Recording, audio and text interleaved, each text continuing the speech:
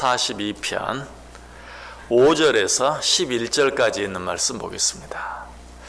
시편 42편 5절에서 11절까지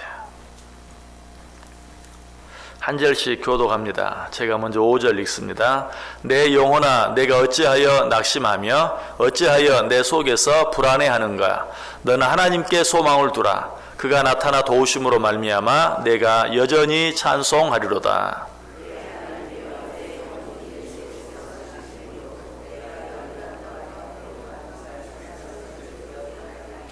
주의 폭포 소리에 깊은 바다가 서로 부르며 주의 모든 파도와 물결이 나를 휩쓸었나이다.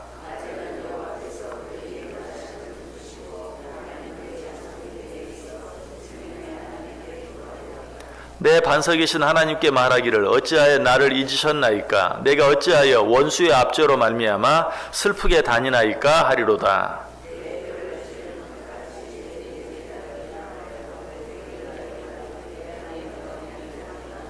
같이 읽습니다. 내 영혼아, 내가 어찌하여 낙심하며 어찌하여 내 속에서 불안해하는가? 너는 하나님께 소망을 두라. 나는 그가 나타나 도우심으로 말미암아 내 하나님을 여전히 찬송하리로다. 아멘. 오늘 본문 속에 두 번 반복해서 나오는 내용이 있다라고 지난 시간에 말씀드렸죠. 그것이 무엇입니까? 너는 하나님께 소망을 두라. 오늘 본문이 시작하는 5절에 한번 나오고 또 끝나는 11절에 또 한번 나오고, 이 말이 두 번 반복해서 나와요. 너는 하나님께 소망을 두라. 하나님께 소망을 둘 때만 우리는 세상의 모든 불안함 그리고 두려움으로부터 벗어날 수 있다. 하나님께 소망을 둘 때만 우리는 낙심하지 아니할 수 있다라고 말씀드렸어요. 바꾸어 말하면 하나님께 소망을 두지 아니하면, 그로 말미암아 하나님 아닌 다른 세상의 어떤 것, 다른 어떤 사람에게 소망을 두면 늘 불안하고 두려워할 수밖에 없다. 결국은 낙심할 수밖에 없다. 왜? 하나님 외의 다른 모든 것들은 날마다 바뀌고 변하기 때문에, 날마다 바뀌고 변하는 것들, 어제 다르고 오늘 다른 것들에 소망을 두고 살면 당연히 불안하죠. 당연히 두렵죠. 그러다가 결국은 낙심할 수밖에 없죠. 그러므로 변하지 않는 하나님께 소망을 두고 살아야 된다. 자, 그런데 하나님께 소망을 두고 산다는 것이 뭘 말하는가? 우리 지난 시간에 그 첫 번째 의미 생각해 보았어요. 하나님께 소망을 둔다는 게 뭐라고요? 하늘에 있는 영원한 하나님의 집에 소망을 두고 사는 것. 하나님 아버지가 계시는 그 하늘의 집에 소망을 두고 사는 것. 그것이 하나님께 소망을 둔다라는 말씀의 의미라고 그랬어요. 자, 그런데 하나님께 소망을 둔다는 또 한 가지 의미는 무엇일까요? 너희는 하나님께 소망을 두라. 내 하나님께 소망을 두라고 했는데, 하나님께 소망을 두고 산다는 또 한 가지 의미가 무엇인가? 그것은 하나님의 약속에 소망을 두라라는 것이, 내 하나님께 소망을 두라는 것은 너희 하나님께서 너에게 하신 모든 약속에 소망을 두라. 성경은 전체가 무엇입니까? 약속이라고 그랬죠. 그래서 성경은 구약과 신약으로 나누어져 있다. 구약, 오래된 약속과 신약, 새로운 약속. 성경은 결국 전체가 약속이, 하나님의 약속에 소망을 두라. 좀 더 넓게 말하면 뭐예요? 하나님의 말씀에 소망을 두라. 자, 성경 전체가 약속이지만 특별히 그 가운데 여러분 마음속에 기억하고 있는, 또 어떤 것들은 여러분이 아예 애워서 늘 묵상하는 그래 하나님의 약속들이 있지 않습니까? 성경 전체가 약속이지만 저도 그 약속들 가운데 특별히 자주 묵상하고 또 자주 음미하는 그런 약속들이 있어요. 창세기 28장 15절, 내가 너와 함께 있어 내가 어디로 가든지 너를 지키며 너를 이끌어 이 땅으로 돌아오게 할지라. 내가 내게 허락한 것을 다 이룰 때까지 너를 떠나지 아니하리라. 정말 제가 사랑하는 그런 말씀이에요. 내가 내게 허락한 것을 다 이룰 때까지 너를 떠나지 아니하리라. 이 말씀을 생각하면 두렵다가도 불안하다가도 하나님께서 내게 허락한 일을 다 이룰 때까지 나를 떠나지 않으시겠다는데, 이 말씀으로 모든 불안함과 두려움을 이길 수 있게 돼요. 더더욱 낙심할 일은 없어요. 왜? 내게 맡긴 내가 해야 할 일을 다 끝낼 때까지 나를 떠나지 아니하시겠다고 하는데 내가 낙심할 이유가 없죠. 여호수아 1장 5절에 말합니다. 내 평생에 너를 능히 대적할 자가 없으리니 내가 모세와 함께 있었던 것 같이 너와 함께 있을 것입니다. 내가 너를 떠나지 아니하며 버리지 아니하리라. 여호수아 1장 9절에도 내가 내게 명령한 것이 아니냐, 강하고 담대하라, 두려워하지 말며 놀라지 말라, 내가 어디로 가든지 내 하나님 여호와가 너와 함께 하느니라. 어쩔 때는 이런 일들을 해야 되는데 하면 두려워질 때가 있어요. 또 염려가 될 때가 있어요. 그러나 하나님께서 말해요. 내가 너한테 명령한 일이 아니냐, 내가 너에게 명령한 그 일을 네가 감당할 때 내가 너와 함께 하지 않겠느냐, 너를 돕지 않겠느냐, 너 혼자 내버려 두고 그저 너 혼자 하라고 내가 하겠느냐, 내가 너에게 시킨 일이다, 내가 너와 함께 할 것이다. 얼마나 힘이 되고 얼마나 정말 위로가 되는 그런 말씀입니까? 이사야 43장 2절에도 내가 물 가운데로 지날 때에 내가 너와 함께 할 것이라, 강을 건널 때에 물이 너를 침몰하지 못할 것이며 내가 불 가운데로 지날 때에 타지도 아니할 것이요 불꽃이 너를 사르지도 못하리라. 이사야 41장 10절에는 두려워하지 말라, 내가 너와 함께함이라, 놀라지 말라, 나는 내 하나님이 됨이라, 내가 너를 굳세게 하리라, 참으로 너를 도와주리라, 참으로 나의 의로운 오른손으로 너를 붙들리라. 이런 말씀들, 두려움 가운데 있을 때, 불안함 가운데 있을 때 얼마나 힘이 되는지, 얼마나 위로가 되고 얼마나 정말 소망이 되는지, 하나님께서 이런 약속들을 우리에게 주셨어요. 구약뿐만이 아니죠. 신약에도 이런 약속들은 넘쳐나요. 고린도후서 4장 8절 우리가 사방으로 우겨싸움을 당하여도 쌓이지 아니하며 답답한 일을 당하여도 낙심하지 아니하며, 빌립보서 4장 6절 7절 아무것도 염려하지 말고 오직 모든 일에 기도와 간구로 너희 구할 것을 감사함으로 하나님께 아뢰라. 그리하면 모든 지각에 뛰어난 하나님의 평강이 그리스도 예수 안에서 너희 마음과 생각을 지키시리라. 모두 다 낙심과 관계되어 있죠. 낙심하지 말라, 기도하라. 그리하면 내가 너와 함께 하리라, 너를 돕겠다, 내 마음속에 있는 모든 생각들을 내가 이루어 주겠다. 예수님께 친히 하신 약속들도 너무나 많아요. 마태복음 6장 33절 너희는 먼저 그의 나라와 그의 의를 구하라, 그리하면 이 모든 것을 너희에게 더하시리라. 마태복음 11장 28절 수고하고 무거운 짐자들아 다 내게로 오라, 내가 너희를 쉬게 하리라. 정말 수고롭고 힘든 이 인생을 살아가는데 다 내게로 와라, 내가 너에게 참 쉼, 참 안식을 허락해 주겠다라고 약속하고 있어요. 또 바로 지난 시간에 생각해 본 약속도 있죠. 요한복음 14장 1절 2절 3절 너희는 마음에 근심하지 말라, 하나님을 믿으니 또 나를 믿어라, 내 아버지 집에 거할 것이 많도다.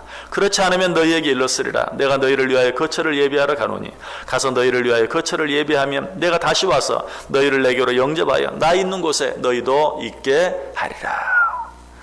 너희는 마음에 근심하지 말라, 나 있는 곳에 너희도 있게 하리라. 가서 내가 너희를 내 거처를 예비하면 다시 내가 너희에게로 와서 너희를 나 있는 곳에 있게 하겠다. 하나님의 약속이, 우리는 영원토록 살 집이 이미 예비되어 있는 자들이 무엇 때문에 불안해하고 무엇 때문에 두려워하며 무엇 때문에 낙심합니까? 그럴 이유가 없다는 것이. 그래서 오늘 시인이 말해요. 너는 이 하나님께 소망을 두라, 이 하나님의 약속에 소망을 두라, 이 하나님의 말씀에 소망을 두라. 그래야면 네가 불안해할 이유도 없고 두려워할 이유도 없고 낙심할 이유는 더더욱 없다라고 말하고 있어요. 여러분, 하나님께서 그저 우리에게 약속만 하십니까? 아니죠. 자, 우리는 대선을 막 치렀어요. 자, 대선 때 대통령 후보들이 수많은 공약을 내세웠어요. 이제 새로 된 대통령도 수많은 공약을 내놓았어요. 그러니까 그게 중요한 게 아니죠. 자, 이제 그 공약들을 얼마나 대통령 재임 기간에 이루어내느냐, 얼마나 실천하느냐, 그게 중요하죠. 뭐 지금까지 우리가 보아온 바로는 대선이나 총선 때 주어진 공약들은 그야말로 공수표에 불과한 게 19이에요. 사람은 그래. 그렇게 설득같이 약속을 하고도 이 핑계 저 핑계 대면서 그런 것들을 이루지 않아요. 또 자기들의 이익을 생각하면서 그런 것들을 행하지 않을 때가 많아요. 그러나 우리 하나님은 어떻습니까? 하나님은 그렇지 않아요. 하나님은 한 번 하신 약속은 반드시 이루시고 지키시는 분이, 이사야 14장 24절에 말하죠. 만군의 여호와께서 맹세하여 이르시되 내가 생각한 것이 반드시 되며 내가 경영한 것을 반드시 이루리라. 민수기 23장 19절에서는 하나님은 사람이 아니시니 거짓말을 하지 않으시고 인생이 아니시니 후회가 없으시도다. 어찌 그 말씀하신 바를 행하지 않으시며 하신 말씀을 실행하지 않으시랴. 하나님의 약속은 반드시 이루어져요. 우리가 염려할 것은 한 가지인데, 하나님이 분명히 너무나도 분명하고 너무나도 확실한 약속을 주셨는데 그 약속이 과연 이루어질 것인가? 그런데 하나님께서는 우리의 그런 연약함까지도 아시고 내가 말한 그것을 반드시 이루리라. 사람은 거짓말도 하고 사람은 말하고도 행하지 아니한 일도 있지만 나는 사람이 아니다. 인생이 아니다. 내가 한 약속을 반드시 이루겠다라고 우리에게 분명히 말씀하고 있어요. 그럼에도 불구하고 우리는 하나님께서 약속을 하셨는데 잊어버리셨나? 아니, 하나님께서 혹시 나를 잊어버리신 것은 아닌가?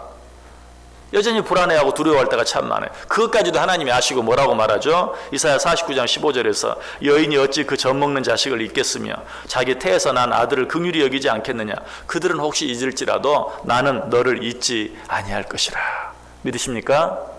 이것이 하나님의 약속이. 오늘 시는 이걸 이야기하고 너는 이 하나님께 소망을 두라. 너는 이 하나님의 약속의 말씀에 소망을 두라. 다른 데서 소망을 두지 말라. 오직 하나님이 말씀하신 약속에 소망을 두라.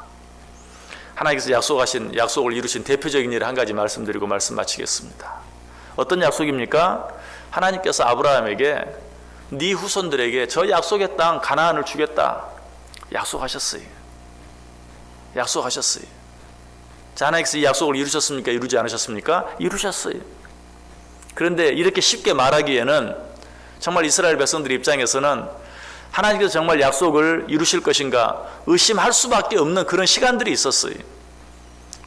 수많은 시간들이 있었지만 가장 대표적인 한 시간은 어떤 시간입니까? 이스라엘 백성들이 애굽에서 종살이할 때 이 시간이 뭐 1, 2년, 10년, 20년이 아니었어요. 몇 년이었습니까? 400년.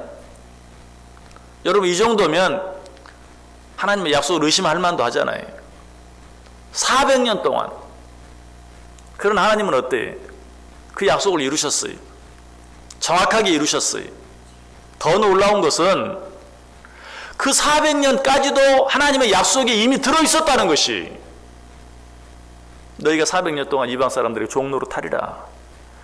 그 시간이 너무나 길고 힘든 시간이었고 그 시간으로 말미암아 하나님의 약속을 의심할 수밖에 없었지만 사실은 그 400년이라는 시간도 이미 하나님의 약속되게 들어있는 시간이었다. 우리가 하나님의 약속을 분명히 알기만 한다면 그리고 그 약속을 분명히 신뢰할 수만 있다면 우리는 불안해할 것이 하나도 없어요. 두려워할 것이 하나도 없어요. 낙심할 것은 더더욱 없어요. 오늘 시는 이 사실을 이야기해. 너희는 하나님께 소망을 두라. 하나님이 너희에게 하신 약속의 말씀에 소망을 두라. 그리하면 모든 불안을 이길 수 있을 것이다. 모든 두려움을 이길 수 있을 것이다. 모든 낙심은 너와 상관없는 것이 될 것이다 라고 우리에게 말씀하고 있어요. 오늘 하루 무엇에, 어디에, 누구에 소망을 두고 살기를 원하십니까? 하나님께 소망을 두시길 바랍니다.